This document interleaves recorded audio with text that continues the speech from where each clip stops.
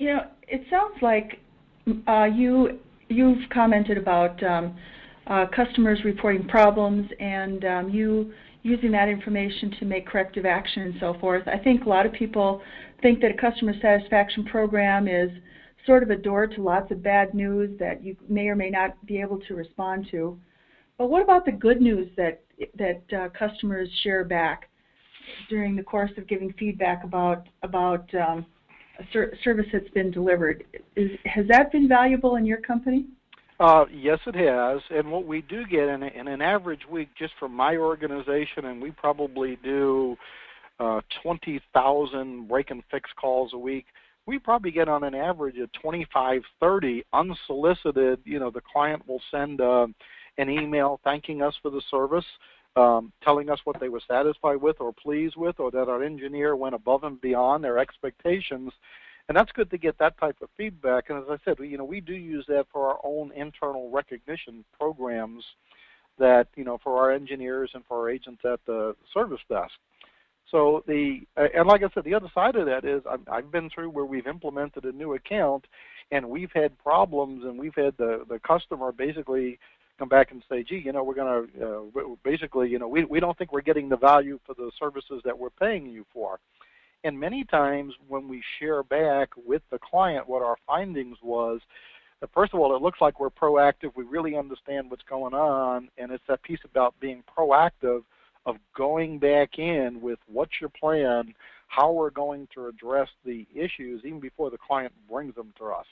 It's hard to put a dollar number on that, but again, I go back and look at, our client retention is well over 80%, and many of our clients have been with us for 10 years or more, so we must be doing something right in our process. Yeah. Well, my last question actually goes back to something you've mentioned a couple of times while we've been talking about your experience there at CompuCom, and that is with benchmarking. I understand your company participates in CompTIA's service metric benchmark. How has that helped you save money in your programs?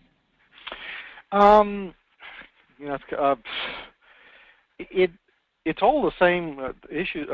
Same issues and kind of methodology that I kind of talked about here.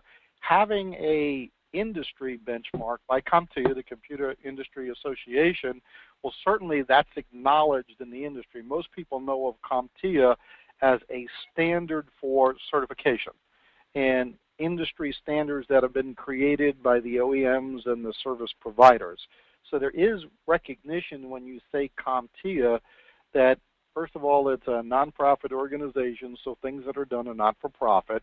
It's the charter of CompTIA has always been to how do we as an industry provide quality, consistent services and take cost out of delivering service. Pretty much, and again, I've been involved with CompTIA personally for at least 15 years. I've also had the privilege of serving on the board of directors and also being chairman of the board. So the whole CompTIA methodology and the benchmarks that are created with CompTIA are all there to serve the industry, and it's based off of feedback of what the industry wants to see. So, CompTIA really doesn't create anything on their own. Everything CompTIA does is really because the industry wants to see it. CompTIA is kind of that neutral party that helps create the standards. And it sounds like you've gotten a lot of positive experience using that number as a reasonable goalpost that everyone can understand and no one needs to argue with as you set expectations for your own performance and for people around you. Is that fair? Yeah, I would also say if you go back to, like I said, most of the CompTIA initiatives are really developed by the industry, meaning the OEMs and the service providers.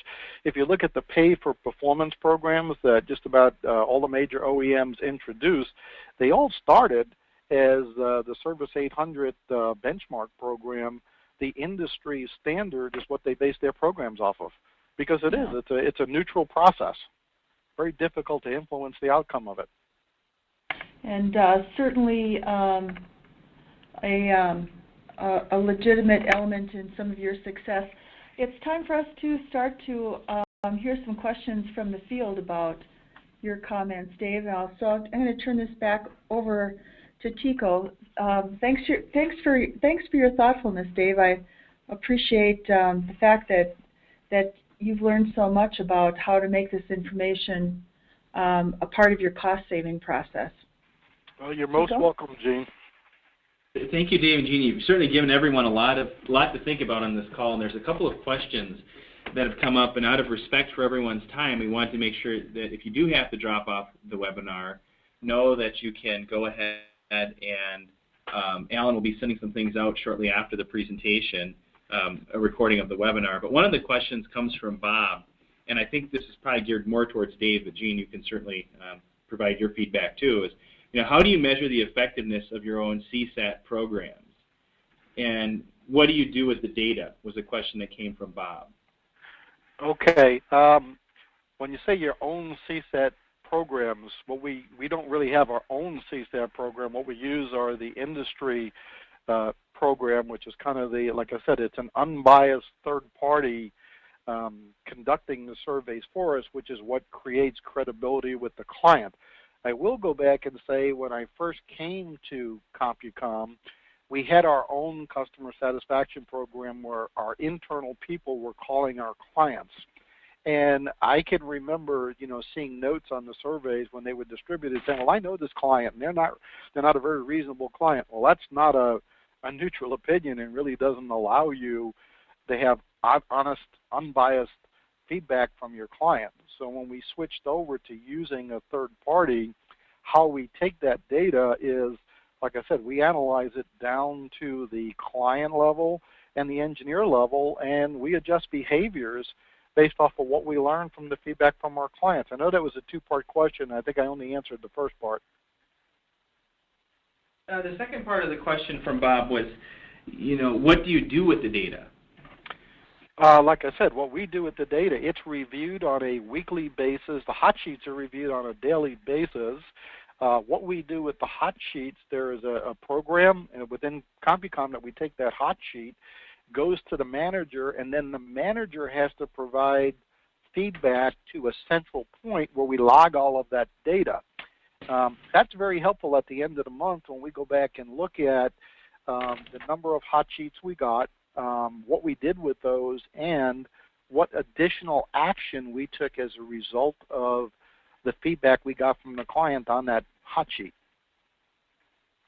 Perfect. Thanks, Dave. But then, of course, we use that same information. Like I said, if we're seeing a pattern with engineers of professionalism, those are our candidates for soft skill training.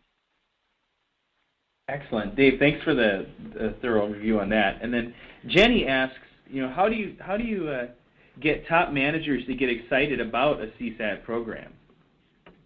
Well, I think the way we get them excited is the fact that they're going to be able to get unbiased feedback from their end users, and they're going to be armed when they go back into the account to do reviews, to share information with what we've learned about the account. Some of it's good, some of it's not so good.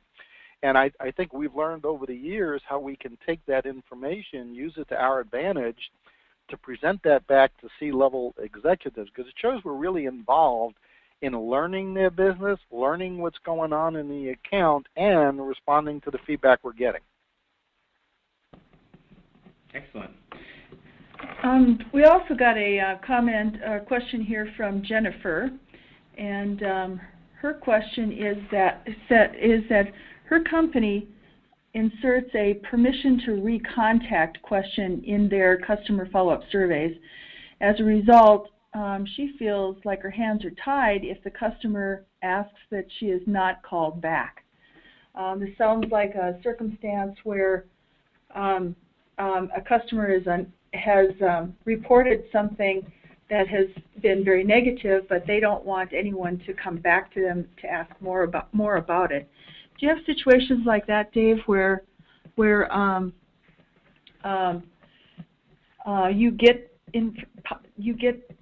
negative information, but you cannot necessarily go back to the individual end user? No, we never get that. Now, of course we do, Gene. Some of the things we do, and again, when we implement in an account, we do talk about the the client conversations that will take place, so we do get the permission of the executive team to be able to conduct these conversations. We also do have, as part of the hot sheet, if the client, when we follow up with them, assuming they allow us to, if the client does not want us to share that information with maybe an engineer, and sometimes an engineer might have said something that probably shouldn't have said, or just the tone of the conversation or a word that was used, and what we commit to is that we will not, if they ask us not to, we will not share that information with our own engineer. Now, if the client says we can't share, I think if you take a step backwards to the initial question, if we're told we can't follow up with an account, then all we can really do is take the information that we do get and try and analyze it again down to, is there something going on in the account we might not be aware of? Is this an indication that, we've had 2 of these with the same engineer? We might not be able to talk to the end user, but you can still take the feedback from that conversation, look at the questions, see what the questions you got less than positive feedback on, and you can still take action without having to have a conversation with an end user if that's what they choose. So, in other words, you don't have to have your hands tied because you can work peripherally around the problem to make an improvement? Exactly. It doesn't stop you from taking actions within your own company based on the feedback that you get. Okay, I see that Scott and Pam have submitted a couple questions. First, they've asked what is your response rate for your surveys, and I think Dave, you said that your response rate, meaning for your phone interviews, and you use a process where you try to reach customers with three attempts. That within those 3 attempts, you normally have a 65 to 70% response rate. But I think that Scott and Pam go on to ask, how do you entice clients to be engaged in participating in the surveys and helping you improve? Okay, let me take that a couple of parts in there. What we do is we randomly attempt to survey 20% of all of the service activities that were completed the week before. So, you got a potential base of 20%. Then if you look at, of that 20%, and of course there's always an exclusion, and we will not talk to a client more than once in a 60-day period, because we do find that if you're constantly calling back, that becomes an annoyance, and then their willingness to participate decreases. So if you keep it to that, we'll only follow up once in a 60-day period. It's a reasonable amount. We're not really too intrusive, and we're not taking up a lot of the end user's time. We find out that we can get anywhere from a 50 to 70% participation rate or feedback rate from our end users. That was the first part of your question. What was the second part, Jean? Well, making sure that people want to participate. You and I were talking earlier. You'd mentioned that you often don't use the word survey in your programs because survey kind of means something different, that instead you refer to this as a follow-up conversation. What we are finding in the industry, Gene, there's so many surveys going on. What you do, everybody wants to send you a survey and follow up. And I think many times clients feel that they're surveyed to death. By repositioning it as a follow-up to a service event conversation kind of takes, they don't always necessarily, it is a survey, but they don't think of it as a survey. And then also what we share with them, and again, we are an enterprise type accounts, what we share with them is how we use that data to basically put continuous improvement plans in place. So we kind of sell the customer on the value to them of them being willing to share information with us. And it can be things we do internally to adjust our own plans, such as training engineers, or feedback that we provide to them that we're hearing from their end users.